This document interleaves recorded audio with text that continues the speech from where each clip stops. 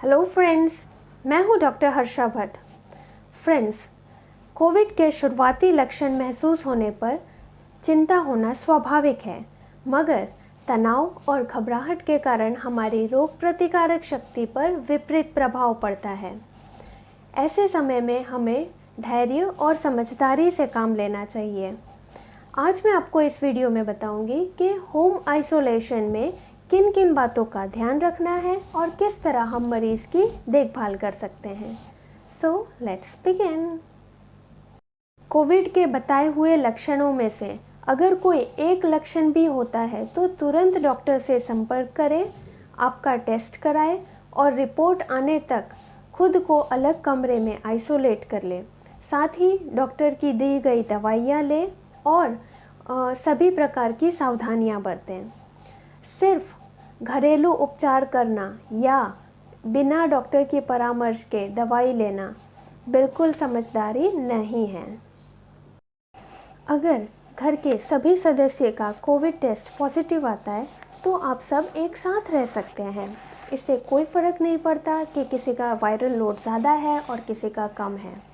मगर अगर आपका एक का रिपोर्ट पॉजिटिव है और बाकी सब लोग नेगेटिव है तो और अगर आपको ज़्यादा गंभीर तकलीफ़ भी नहीं हो रही है तो डॉक्टर आपको होम आइसोलेशन का कहेंगे।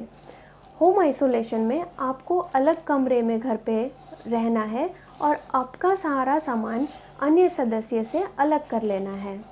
इन केस के आपके घर पर अलग कमरा नहीं है तो आप आइसोलेशन सेंटर भी जा सकते हैं या किसी हॉस्पिटल या होटल में भी रुक सकते हैं, मगर घर के अन्य सदस्यों को खतरे से हमें दूर रखना चाहिए।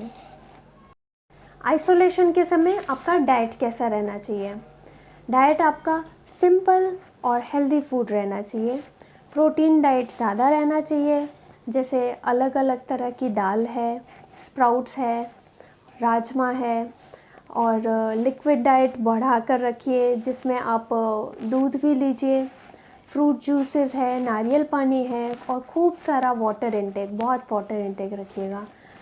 एंड सीजनल फ्रूट्स है और नट्स है, थोड़े से बादाम, अखरोट, जितनी भी हेल्दी और सिंपल फूड है वो आप प्रेफर करिए। नेक्स्ट इज़ आपका रूम में वेंटिलेशन पर खास ध्यान दीजिएगा, क्योंकि आप एक बंद रूम में हैं तो आपका खिड़की या कोई वेंटिलेशन का आउटलेट रहना चाहिए। रूम की साफ़ सफाई पर भी ध्यान देना है और आइसोलेशन के समय पर अपनी दिनचर्या बिल्कुल नहीं बिगाड़ना है। हमें सुबह जल्दी उठकर लाइट एक्सरसाइज करो, योगा करो, मेडिटेशन करो और आपके हॉबीज़ को आप समय दीजिए। बहुत सारी एक्टिविटीज़ है, ड्राइंग है, रीडिंग बुक्स है, म्यूज़िक सुन रहे हैं, हमारे पुराने फ्रेंड्स लोगों से बात कर रहे हैं। ऐसे कुछ आप एक्टिव रहिए रूम में भी, क्योंकि ऐसा करने से हमारा माइंड बिज़ी रहता है, हैप्पी रहता है और हमें अननेसेसरी नेगेटिव थॉट्स नहीं आते और हमारी रिकवरी भी जल्दी होती है। दिन में 2 बार 5 मिनट के लिए स्टीम भी लीजिएगा। ओके। अगर आप अलग बंद कमरे में आइसोलेशन में हैं तो आपको दिन भर मास्क पहनने की ज़रूरत नहीं है। सिर्फ जब आप दरवाज़ा खोलते हैं खाना लेने के लिए तब मास्क पहनकर ही खोलिए और खुलने के पहले रूम का फ़ैन भी ऑफ़ कर दीजिए ताकि हवा से भी वायरस बाहर स्प्रेड ना हो, और खाना लेने के तुरंत बाद दरवाज़ा बंद कर दीजिए।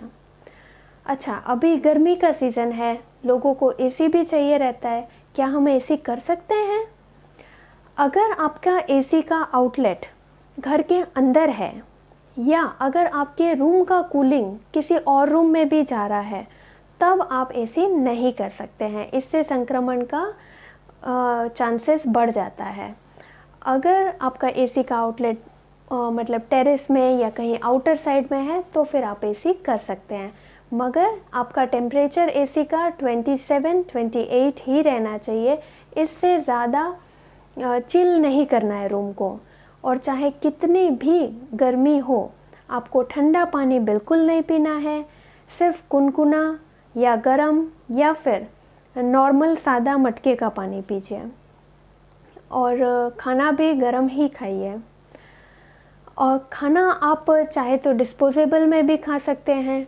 डिस्पोजेबल में खाना खाते हैं तो खाने के बाद उसमें भी सैनिटाइज़र स्प्रे कर दीजिए, फिर डिस्पोजेबल को आप बैग के अंदर डालिए। और इन केस के आपके पास डिस्पोजेबल नहीं है तो फिर आप खाने की थाली का एक सेट ही रख लीजिए। तो आप खुद के बर्तन खुद धो लीजिए, अलग रखिए और उसी में आप रोज़ खाना खा सकते हैं। देखो, हमें रोगी से दूरी रखना है, मगर हमें उनके संपर्क में भी रहना है। उन्हें अकेला नहीं महसूस होने देना है। चाहे हम उन्हें कॉल करें, वीडियो कॉल करके बात करते रहना है ना। और अगर आप कोविड पॉजिटिव हैं और चौथे पाँचवें दिन आपको एकदम बेटर फील हो रहा है, कोई प्रकार की कोई तकलीफ़ नहीं है, इसका ये मतलब नहीं है कि आप अपने रूम के बाहर या बाहर आप घर के बाहर निकल सकते हैं, क्योंकि जाने अनजाने में शायद आप कई लोगों को इन्फेक्ट भी कर सकते हैं।